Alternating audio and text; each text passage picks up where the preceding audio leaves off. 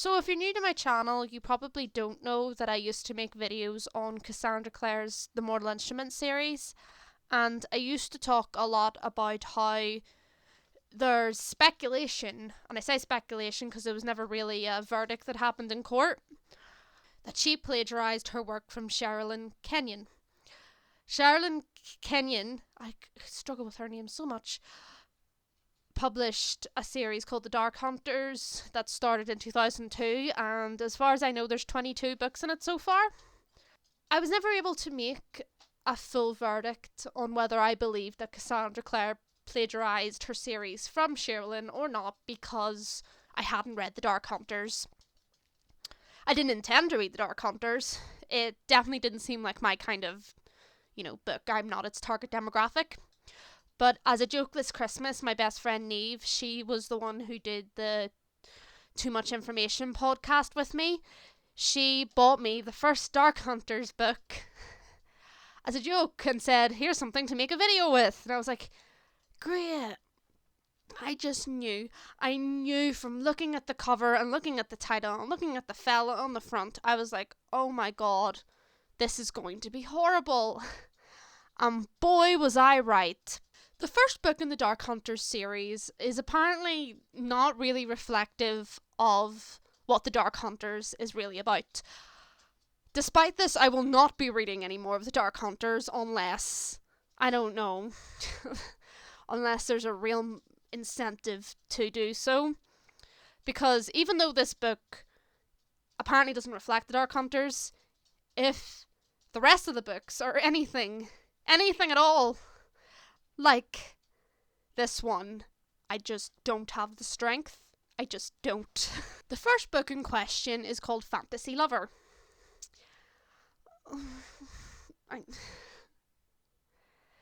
Fantasy Lover is about a girl called Grace. Grace is your classic virgin.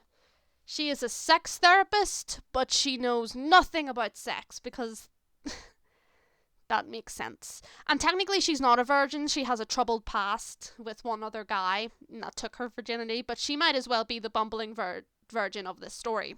Grace accidentally lets loose Julian of Macedon, or Macedon. I'm not sure which way it was. It's literally the Greek/Roman city or country, I'm not sure which it is, Macedon, from imprisonment in a book because he is cursed to only be able to pleasure women who summon him for a month, and then he gets trapped back in this book again. He doesn't have the ability to finish because it's a curse. He can't enjoy himself. And when he's in the book, he can't move, he can't see, but he can feel hunger and thirst. And of course, he's been doing this for over 2,000 years. He was cursed 2,000 years ago. But obviously, our protagonist is going to be different. Obviously, even after 2,000 years of doing the same thing over and over again, Grace, our protagonist, is going to be different because even though she is boring as watery soup, she was going to capture Julian's attention. The topic of male sexual abuse isn't really covered a lot in, any form of media, really. Anytime a male is sexually assaulted or abused, it is kind of viewed as, he probably loved it. Dream come true for a man. All that terrible, terrible malarkey that goes on, particularly when it's teacher-student cases. So I went into this thinking, well, this is interesting. This man doesn't have a choice. He is being cursed to serve any woman who summons him sexually. It's a bit awkward and it's a terrible setup for a book. I would have been interested if it explored the sexual abuse side more. I know that sounds weird, but I mean more like the psychological and the physical effects that it's had on him. But of course it doesn't. The idea is supposed to be that Grace is different from any other woman who ever summoned him because she summoned him against her will. It was her friend Selena who got her to do it. And immediately when Julian tells her about his curse and what it does to him, she's immediately like, oh my god, poor baby, he's being sexually assaulted. I don't want to be like the other women who have summoned him and used him for sex. And I thought, yeah, that's good. Okay, we're getting somewhere. This is interesting. No. She says this, and then they immediately pretty much have hanky-panky for the entire book. Of course, it's kind of insinuated that part of Julian's curse is that he has to make advances on her, but she doesn't protest too much. Like, this whole, I'm not going to be like those other women who summoned him. Yeah, that lasts about 5 minutes. Like, she doesn't even, like, adamantly protest, like, you know, get the fuck off me kind of protesting. It's, like, kind of like, no, stop, Julian. So, yeah, pretty much she was all talk. Like, I'm not going to be like those other women who summoned you just for sex. And then she proceeds to, well, use him for sex. And I mean, he doesn't have a choice in the matter. It's part of his curse. But she does. And like I say, like, she's not even, like, protesting adamantly, you know, like, get the fuck off me. I thought we weren't going to do this or anything like that. It's all just like, Julian, stop. We can't. You know, that kind of thing. So, that was redundant. But the real thing that bothered me about this book was the fact that this main character, Julian, was hinted to have a tortured past. Before he was cursed, he had a family and shit, and there's, like, a whole sort of mystery towards what happened. Like, what happened to his family before he was cursed? Why is he so damaged? Apart from the fact that he's cursed to have sex with whoever summons him for a month. Besides that, and you're supposed to feel bad for him when you hear what his tortured past is, but no. I'm not even kidding here when I tell you this. We're supposed to feel bad that he raped a woman. I'm not even, I wish I was joking. Like, it's not like flat out like he forced himself upon a woman. Well, depending on how you look at it. The whole thing is that he was jealous of his best friend's wife, or the woman he was going to marry. So he got his brother Eros, you know, Cupid, to make his best friend fall out of love with his own wife, and then make the wife fall in love with him, Julian. And he says, as he's explaining his past, that he could tell that this woman didn't love him. He could tell that this woman was empty inside, because she was clearly being forced by Cupid's arrow to be with him. But he still has children with her anyway. He still got into bed with her. Now, if he couldn't tell that the arrow wasn't working as efficiently as it should have been, that would have been different, because he wouldn't have known that she wasn't in love with him, although it's still kind of dodgy, because it was still against her will that she was shot in the first place with the arrow. But he knows. He says that he knows that she doesn't love him the way that the arrow should make her love him. And he still proceeds to have sex with her and have children with her anyway. And then obviously when this god who has a grudge against Julian finds out that this has been done, he makes his best friend regain his memory of what happened, and he made the wife regain her memory of what happened. And they get so, like, they're so angry and so betrayed. The woman probably felt disgusted, for one thing, that it then led to the tragic past where they die and she kills the children. So what I'm saying here is that we're supposed to feel bad that he was so jealous of his best friend's wife that he forced her to be in a relationship with him, have children with him, and then it backfired on him. Like, I'm not talking about role models and stuff, because this book is very, very adult. It is very clearly 18 plus. Like, I'm not going to talk about, like, what is the impression that this is going to make on the kids, on the teenagers, on our youth, or anything like that. But once he tells this story, Grace, the main character, is like, oh, he's so damaged. He's never had a family or anyone who loves him. He lost his children. And it's like, Did you listen to the story? Did you listen to why he lost his children? Did you completely miss the part where he forced the woman to be in a relationship with him, to be his wife? Am I going insane? So glamorizing abuse and rape, yeah, that's there. And she asks him at the start if he ever raped a woman, because he's cursed because he desecrates a virgin. And the way he said it, he said, I invaded Alexandria, because the virgin was called Alexandria. Like, what a weird way to put it anyway. And she was like, you raped a woman? And he was like, no, of course not. She was willing. It's like, but don't talk about his ex-wife or anything, Penelope. No, she was his wife, his forced wife, forced by Cupid wife. And even if the arrow had worked completely efficiently and she was head over heels in love with him, that still is still not her choice. She still didn't choose to be with him. She wanted to be with his best friend, and then Cupid intervened because Julian asked him to. And it's not like her decision, it's like Cupid's arrow, like, messing with her head. So that's non-consensual. That's not her choice. That's the definition of rape.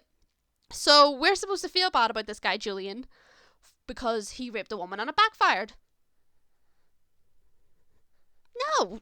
Not to mention, the book is just terribly written.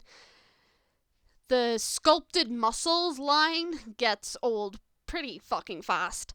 And that's not just coming from someone who is gay as a maypole and can't understand the appeal with a rock hard man kind of thing. Like, there's more adjectives out there that you could have been a bit more creative with describing his muscles. I mean, sculpted gets old very, very quick. And they also give a lot of droll looks to each other because that adjective was there a lot. And the worst thing of all is the POV would change without any breaks. Like, not even like a paragraph. Like, it would take a new line, not even a new paragraph, not even a gap that there would be for time skips. It would just switch POV. 1 minute you're reading Grace's thoughts and the next thing you know it's turning over to Julian's. And you just kind of have to go with it. Even though, like, you got a bit of whiplash, you just have to go with it or stop reading. And the only thing that kept me going throughout reading this book was knowing that I was going to get a video out of it, because it was so terrible. And there was so much sex in it, so much unnecessary, gratuitous sex. And yes, okay, it is very evidently a porn book. It is very evidently the kind of E.L. James, 50 Shades of Grey demographic, older women, housewives kind of thing. I'm not the target audience for books like this. But even for a porn book, there was a lot of unnecessary bits, like, did Julian have to have had raped a woman in his past? Did he have to have had this whole tragic thing where he forced a woman into a relationship with him and all that? Like, couldn't he have just been Julian of Macedon, the guy who was strong and a general and could fight and kill people and was, like, you know, really manly, because that's what the people who read this book likes, instead of having that backstory? Like, was that necessary for a porn book? Like, so I'm not going to kind of condemn it for the sex, because it's very obviously a mature book that is supposed to revolve around the sexual relations that the characters have. I just find that you don't need to have sexual assault and rape in it for it to be a good book. And at the end of the book, there was synopsises for the Dark Hunter series, and it does seem that the rest of the Dark Hunter's books are vastly different from this one, because they say that this one is like setting up the universe or something, because there's all the gods, and there's Julian's mother is Aphrodite, and his brother is Eros, and Priapus is his other brother, and there's just loads of other references to gods. It's like Percy Jackson, but make it horny. And then the rest of the books go into the dark hunting part. But if they're going to be as X-rated and mature and have glamorized abuse and rape, then I don't think I'm interested. I can't. And the way I described it to Neve when I finished the book was that I didn't have a problem reading more of Cassandra Clare's The Mortal Instruments series. I would rather turn myself inside out than read more of this series. I just can't. For one thing, I don't understand an author who can glamorize abuse and make it and not hold the character doing the abuse responsible.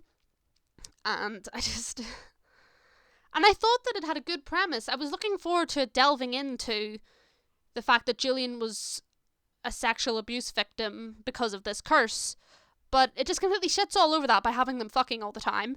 And then obviously you get his backstory about what he did to this woman, Penelope, who was his ex-wife. So it kind of just ruins all of that. I don't know why I thought that this book would try and delve into something as interesting as that, or as not really talked about as that, but there we are. I expected too much from this book, and I fell from that cloud pretty fucking fast. A part of me when I was reading it said Sherilyn deserved to be plagiarised by Cassandra Clare, but I don't think that's fair despite it all, Sherilyn did publish his book in 2002 and The Mortal Instruments came out in 2005. Because this first book didn't really have anything to do with the Dark Hunters, I can't really make a final decision on whether I think that Cassandra Clare plagiarized it or not, because there was nothing to do with Dark Hunters. It was apparently just setting up the universe, and I really don't want to read any more of them, so I can't say. I don't know. But if I could have given this book no stars, I would have. I would have, but Goodreads only lets you hit the 1 star, so that's what I did. Don't read this book. That's all I can say. I don't even have just don't. It's terrible writing, terrible plot, glamorizes abuse, doesn't hold characters responsible for what they've done wrong, and a lot of terrible, terrible sex. Painfully heterosexual sex too. It's a very, very straight book. Unless you're gay and into that, I don't know. I'm kind of going into weird territory here, so we're going to stop. But, yeah, that's all for this video. That's all I really have to say about this book, because just know it's terrible and not worth it. And maybe someday I will delve more into the Dark Hunters, but don't, hold your breath for it, because I can't promise anything. Like, comment, and subscribe. Let me know if you've read Fantasy Lover down below. Tell me what you think. Tell me what you think about Sherilyn Keenan and Cassandra Clare, the whole controversy that happened between them. And I'll see you next time. Follow my socials if you want. Don't if you don't want to. I don't want you there if you don't want to be there. And remember, don't read this book. I wouldn't recommend it. And if you do, you can't blame me. You can't say, oh, I saw Erin did a video on it and I want to read it. No, I'm telling you not to, so you can't blame me, okay? Yes.